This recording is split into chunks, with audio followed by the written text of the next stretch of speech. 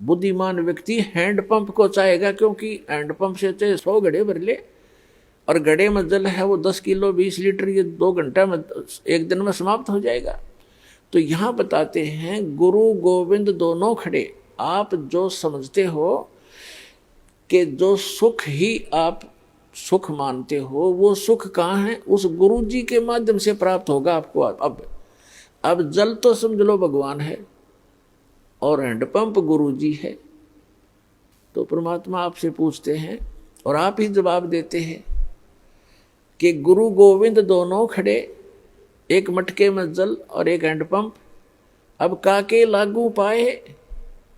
आप पे उत्तर देते हैं बलिहारी गुरु आपना जिन गोविंद दिया मिलाए। तो पुण्यात्मा समझदार को संकेत पर्याप्त होता है, बहुत होता है, क्योंकि जो दुख आप पर आ गए और गुरु रूपी हैंडपंप के अंदर वो शक्ति गॉड परमात्मा वाली विद्यमान है जो आपने सुख देगी। तो गुरु जी के पास आइए और उन सुखों को फिर प्राप्त कर लीजिए जो आपके समाप्त हो गए थे। तो यहाँ आने से आपके वो जग, आपके गड़े फिर से भर दिए जाएंगे इस सत साधना और आशीर्वाद के द्वारा।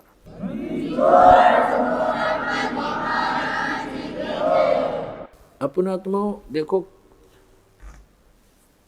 आपको यहाँ आने से कितना पुण्य मिलता है और आप कितने खाली हो चुके हो पुण्यों से। आशीर्वाद दिया जाता है, आशीर्वाद आपको एक एक्स्ट्रा ऐड होती है उस गॉड की, इस दास यानी उसके गुरु रूप में रिप्रेजेंटेटिव के माध्यम से वो आपको एक्स्ट्रा राहत दी जाती है, ताकि आप फिर अपने आप भक्ति साधना करके अपने पैरों पर खड़े हो, खुद साधना करो। ये समझ लो आपको सब्सिडी है गवर्नमेंट की तरफ से। जैसे गवर्नमेंट कई जगह 80% सब्सिडी दे देती है। 1 लाख रुपया लोन ले लिया, काम करो भाई अपना, 80% सब्सिडी यानी माफ़ कर दी, 20% रह गया। और जो नालायक उसने भी नहीं दे सकता, उससे भी नहीं कर तो वो करता नहीं व्यवसाय, वो बकवास कर रहा है। तो इस प्रकार आपको यहाँ आने से जो आशीर्वाद दिया जाता है, तो ये तो समझो आपको सब्सिडी दी जाता ना, आपको ये तो फ्री में दे दिया। फिर आपने साधना करनी पड़ेगी, वो फिर साथ में मंत्र मजदूरी दी जाती है कि अपनी कमाई करो, अपने भर लो, फिर से बैंक बैलेंस बनाओ भक्ति का जो आप खाली कर चुके हो। और ये बैंक बैलेंस इस सच साधना से बनेगा, इसकी थोड़ी ही भक्ति से घनी कमाई होती है। ऐसा व्यवसाय दिया जाता है। जैसे एक मजदूर सारा दिन में 150-200 रुपये प्राप्त करता है, सारा दिन कस्सी बजाता है, और एक ऐसा व्यवसाय कर रहा है जो प्रतिदिन 1 लाख रुपए का गल्ला इकट्ठा उठाता है। तो दोनों ही मनुष्य हैं, दोनों ही कर्म कर रहे हैं, लेकिन वो कितना लाभ उठा रहा है और उसके पास कितना है।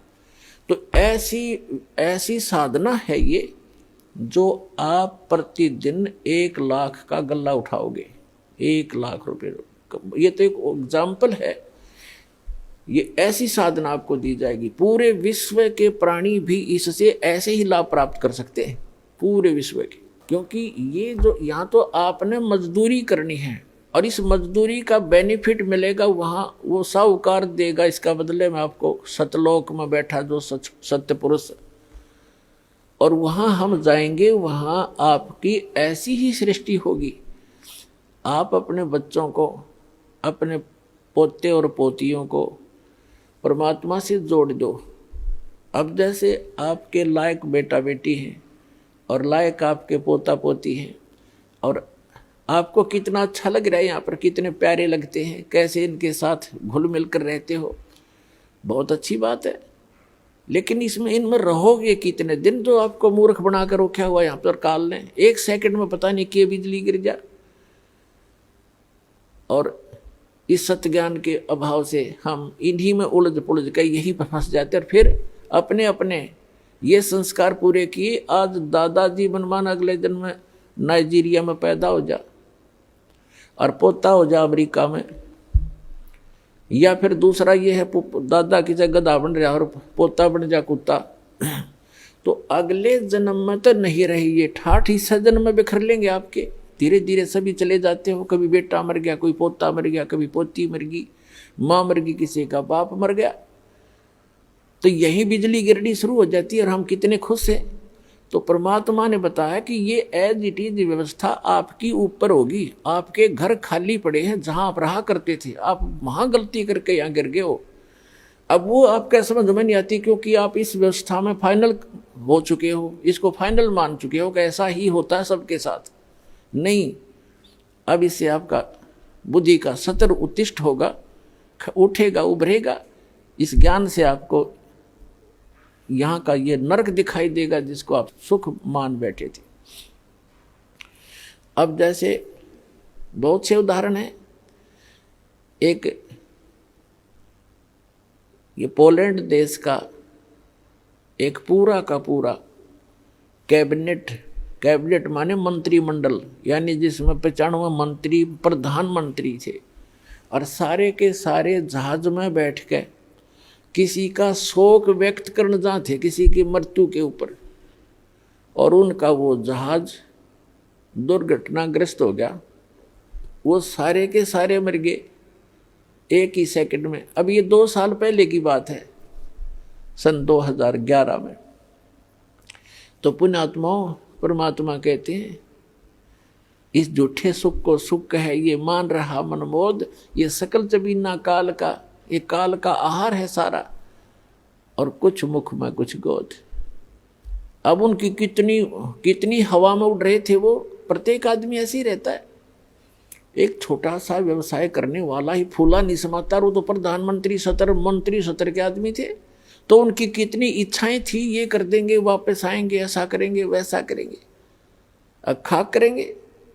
अब कोई बिल्ली बनकर घूम रहा, कोई कुत्ता बनकर घूम रहा होगा, कोई गधा बन गया होगा, कोई कितना और दुर्गति में गंदी नाली का कीड़ा बनेंगे।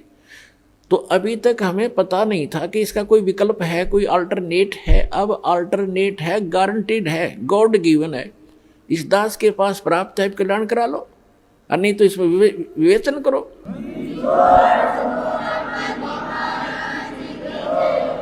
ऐसे ही यहाँ बहुत से उदाहरण आप देखते हो। एक मुख्यमंत्री जी हेलीकॉप्टर में जा रहे थे, आगे लोग उनकी स्वागत में मालाएं लिए खड़े थे, और वो दुर्घटनाग्रस्त हो गया। 3 दिन में लाश पाई उस मुख्यमंत्री जी की। और अब क्या बनेगा आगे का हमें पता है, इस दास को पता है, परमात्मा के विधान से परिचित। अगले जन्म में गधा बनेगा। अपने पूर्व जन्म की मलाई को नाश कर लिया, आगे भक्ति की नहीं, चार्जर ठीक मिला नहीं। पुण्यात्मा होते हैं जितने मंत्री हैं या अफसर हैं, अधिकारी हैं, या कोई अच्छा जो व्यवसाय है जिसका, और या वैसे मानव श्री प्राप्त है जिनका, तो वो भक्ति के लिए भटकते रहते। वो चाहते हैं भक्ति करें और वो करते भी रहते थोड़ी बहुत, लेकिन वो साधना ठीक नहीं। शास्त्र विधि को त्याग कर दो, मनमाना आचरण करते। जैसा आपको रोहतक के एक परिवार का उदाहरण दिया, वो जब तक साधना उनकी, वो साधना कर रहे थे, शास्त्र विधि त्याग का मनमाना आचरण कर रहे थे। वो नकली गुरु था जो उनसे क्रियाएं करा रहा था, और उनको ये भ्रम था कि तुम इन गुरु जी के द्वारा बताएगी साधनाओं से आप सुखी हैं। अब इस तत्व ज्ञान की रोशनी में आपको पता चलेगा कि वो उसके पूर्व जन्म के प्रारब्ध थे, वो पूर्व जन्म के संस्कारों से बनी किस्मत में लेख थे।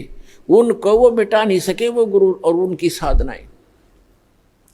और ये सतपुरुष कबीर भगवान की साधना इस दास के पास है। इससे कहते हैं संत शरण में आने से आई टले बला, और जय मस्तक में सूली हो, मृत्यु हो, वह कांटे में टल जाए।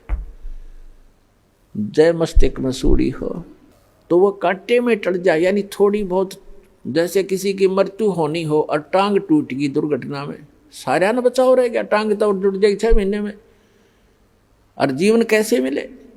तो इस परमात्मा की शरण में आने से आपके परिवार की रक्षा होगी। आप यहाँ भी सुख चाहते हो तो यही देगा आपको, ये सुख सागर है।